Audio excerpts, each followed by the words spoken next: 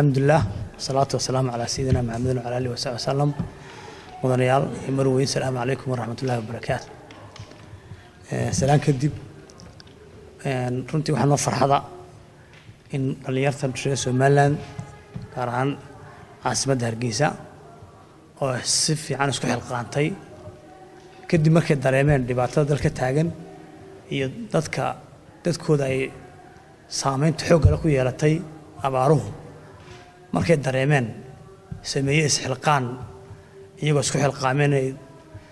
ayna soo garab joogsadaan hadana guddiga taakulaynta ama gurmadka abaaraha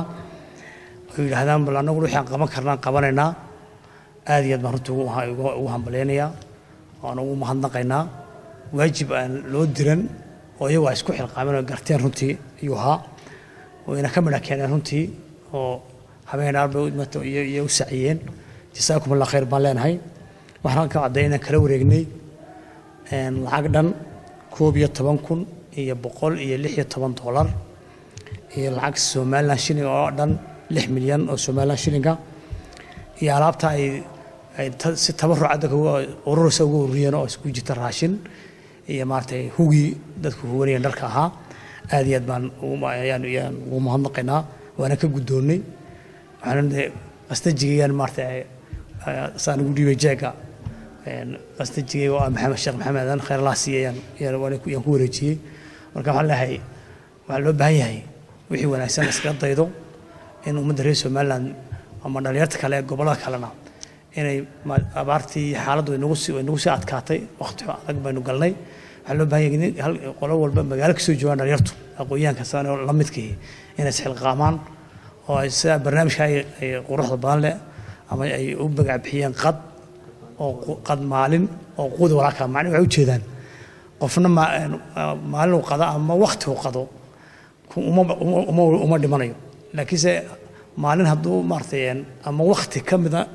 waqtiyadiisa inta uu isticmaalo haddaynu maanta millions yaan hay Soomaaliland yaan nahay haddaynu maalin nin walba inta ama waxa faakahadiisa ku bixinayo oo jaad iyo muqaddaraad loo baahan ku bixinayo ama cuntada daruuriga hal waqti aynu hurno waxay noqonaysaa wax lacag wax badan qaban karta dabina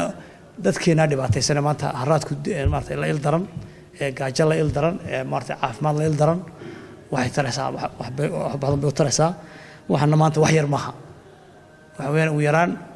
2,000 jeer kun oo 2,000 iyo in ka badan oo qoys bay maartay ay maanta lacagta ay nagu wareejiyeen ayay wax ka taraysaa